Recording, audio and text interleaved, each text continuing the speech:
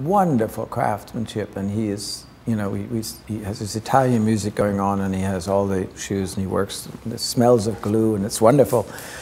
And we say, you know, how long are you going to work here? And he said, what else would I do? I love my shoes. I love leather.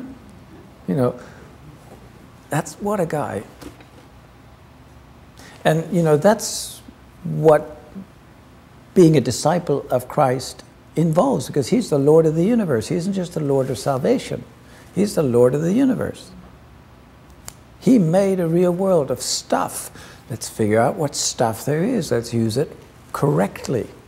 So we don't use too much sand in the cement, or the chemical reaction will not hold it together, and we'll have collapsing houses.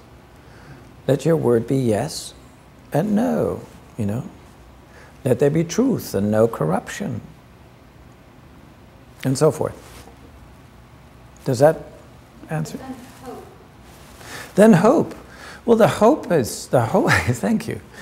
Then the hope is that what God has promised will occur in real history. One day, Christ, who is at the right hand of the Father, alive, will come and set things straight.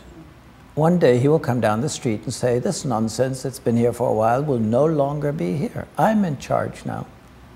There will be no more wars, there will be no more death, and he will make all things whole. W-H-O-L-E.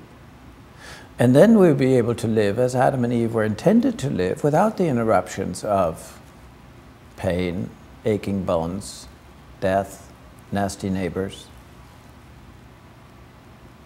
You know, I see heaven not as somewhere else, but rather in the presence of God, of Christ. And for the time being, now, you know, as a person, I will be in the presence of God. My body won't be there, and I'll be missing it. I like my body, and I should have a body, and I will have a body, because Christ will give us the resurrection. But then when Christ comes, then everything will be fine, and I will work towards that end. I use the illustration of a medical doctor who fixes his patients as much as he can in the knowledge that his patient will die. What's the use? Well, the use is I'm making a statement of resistance. I'm opposing nature. I hate death. So I will make life possible for you as much as it's possible, in anticipation of life without the constant interruption of viruses, bugs, and eventually death itself. So you do what is already possible, and that's the hope.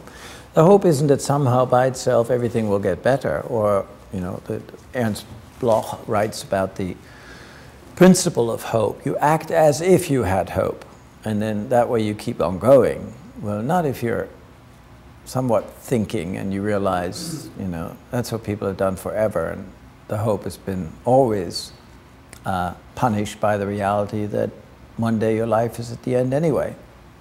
So what do you mean you're hopeful? Hopeful for what? Whereas it seems to me what the Bible talks about is a hope that's anchored in historical precedent. Christ was raised from the dead and had lunch with his disciples. And he said, I'll come again. Okay, great. He says that death is a result of the fall. It's not part of God's plan. Oh, good. That means I can fight death without being against God. That's another book that Camus wrote, and for which he actually got the Nobel Prize. That's the one called The Plague. A story of Oran, the city in North Africa, where a plague breaks out. The city is sealed off from everything else, and the priest says it's a judgment of God. And the doctor says, darn it, I'll fight God by fighting the plague. That's the Christian attitude, not the priest. Because that's what Jesus did. That's what the prophets did. You know, that's what God did when he ran after Adam. And though they knew they would die, he says, you better get on with having children, because otherwise there won't be a mother giving birth to the Messiah. And so it says so beautifully after the pronunciation of the description of the curse and the command to put your hand to the plow. It says, and Adam called the woman Eve, Ava, because she would be the mother of all the living, Avim. Eve, the name, stands for the living. Well, they didn't have babies yet, according to what I know from Scripture. And so that would be something they'd still have to do. And so even though they knew their bodies would return to dust, for from dust they were made, they didn't say, well, that's the way it goes now. That's, I guess, our future. No, our future is, in one day there will be a woman who will give birth to the Messiah, and he will redeem us. He will redeem us from moral guilt, and he will redeem us from physical handicaps, such as death. The first, he is accomplished, it is finished. The second, we're still waiting.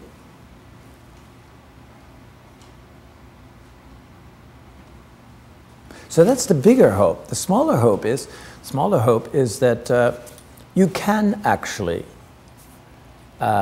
free yourself to a degree from the confines of a given experience. The smallest area and the most significant area, yet the most significant area in which you free yourself from it, is in your mind. You know, everybody can laugh at you, and you can tell yourself they are wrong. And that's a tremendous freedom. You know, it's a little man who doesn't just go along, or a little woman who doesn't just go along with what everybody thinks or does, or, you know, I mean, that's the freedom, psychological and intellectual freedom. That's the coup d'etat of the individual. That's what Abraham did when he left Ur the Chaldeans. They all believed that gods and spirits ruled the sun, the moon, and the water table of the Euphrates, and the fertility in the fields. And Abraham said, no go. There's a God in heaven who speaks. And so he was a loner, but free.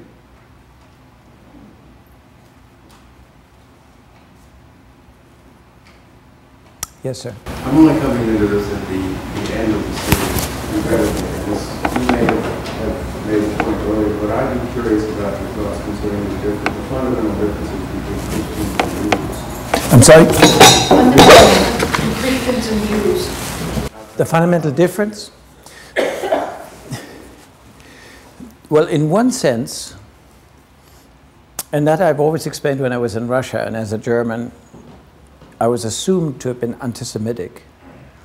And Russians historically have had a large section of people who were anti-Semitic. So they thought they found a companion. And they said, you know, why did God choose the Jews? And aren't they odd and peculiar and so forth? And I always answered and said, no, I believe exactly what Abraham believed, with the one difference that he looked forward to the Messiah, I look back to the Messiah. But otherwise, on that level, it's the same.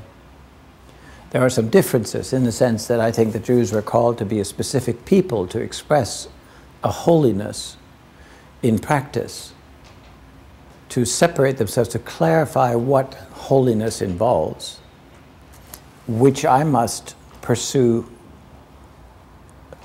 with a certain freedom from what we would call legalism of the Torah, the washings and so forth and so on. But they were, as I understand it, they were illustrative of holiness, not holiness himself, even though many Jews then made it holiness. Illustrative in the sense that nobody was to eat of the showbread, but when David's men were hungry after pursuing the army of the Philistines and came back and ate of the showbread, they did the right thing, as Jesus points out. In other words, when push comes to shove and somebody's about to starve, holiness is not found in abstaining from the food that lies on the table. No, you go ahead and eat. And so you have the 600 and some laws of the Torah, which I think were specifically given for the Jews as a nation to stand out, in a certain sense provocatively, in a generally pagan cultural context, so that people like the Queen of Sheba would come and say, tell me about this God, this is amazing. Because Scripture says that God's law was to be the same for the Jew and for the alien, the man outside the gate as well as the man inside the gate. So then coming back, You know, the Jew fundamentally is, and that's why I think we as Christians need to do what we do here in church, and that is, you know, include the Old Testament as part of the scriptural reading and preach from the Old Testament as much as from the New Testament, because it's the same view of reality. There's a God on the high order of Trinity that the Jew does not accept on the same level, who created a real world. There's been a real fall. Things are now abnormal. God speaks through the text, not through feelings and lightning or whatever, but through a text that engages our mind, that needs to be understood, that needs to be grappled with, that needs to be argued with, in order to understand what is possible to understand from God in an alienated situation. We're kicked out of the garden. But as I somewhat flippantly say, happily, God has written us some letters. And so we can find out what's on his mind, you know, who he is, what he delights in, what he intended us for, and so forth. And that I find in the Old Testament. The tragedy is that so many Christians make a distinctions because they are concerned about how to get to heaven. The Jew is concerned on how to live on earth, because this is where the Messiah is going to come back. That's what the Bible teaches, and that's what Christ teaches too, but it gets neglected when my only concern is, how do I get to heaven? And we shouldn't start reading the Bible in Matthew, we should start reading the Bible in Genesis. You could read Genesis and Matthew at the same time, but you know, that's where it starts. That's where the stage is described. That's where the fundamental lay of the land is clarified. We live in a created world by a God who has delight in details and who loves us, who prepared marvelously in great detail a place for human habitation. A garden. There he placed man. And he made two of them in such a way that we human beings would not be satisfied only with God. We need each other as man and woman. We need the activity of working in the garden. We need the mind trained, etc. And then it goes on to the fall. That to me is the lay of the land. Then the rest is it therefore hopeless? No, it's not hopeless, because God ran after Adam and said, where are you? Not a question of ignorance, but rather, how'd you get there? Do you realize what you have done? It's sort of an educational means of getting the student to respond, you know. Where are you? And they say, oh, we're hiding in the bushes. And then the rest of the story is what God does to draw them out of the bushes and to put them back onto creating a life of trust in God, of faithfulness to God, of loving your neighbor, of creating a human family, of, civility. And an actual economic, political, cultural accomplishment. Because that's what God intended there to be. And the fall interrupted it, and Christ will restore that. I don't see heaven as, you know, a situation of dynamic closure, you know, final eternity, sort of a then it's done. Heaven to me is a continuous activity without the pain that we now know. So some of you heard me say that, you know, it's not that in heaven you learn how to play the piano all at once. You still have to work at it, but it won't be sweat and tears. And many other skills, carpentry, kindness.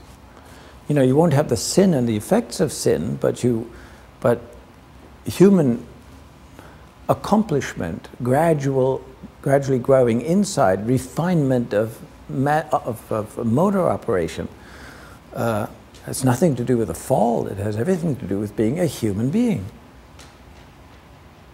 And I don't know if you see the what shall I say, the weight, the pleasure in the Bible's description that God created in a sequence of days, however long they were, I don't know. Which shows that God does not think in terms of plump, there it is. You know, and he doesn't want our lives to be plump, all there is. It's a continuous engagement, a continuous refinement, and continuous accomplishment. That's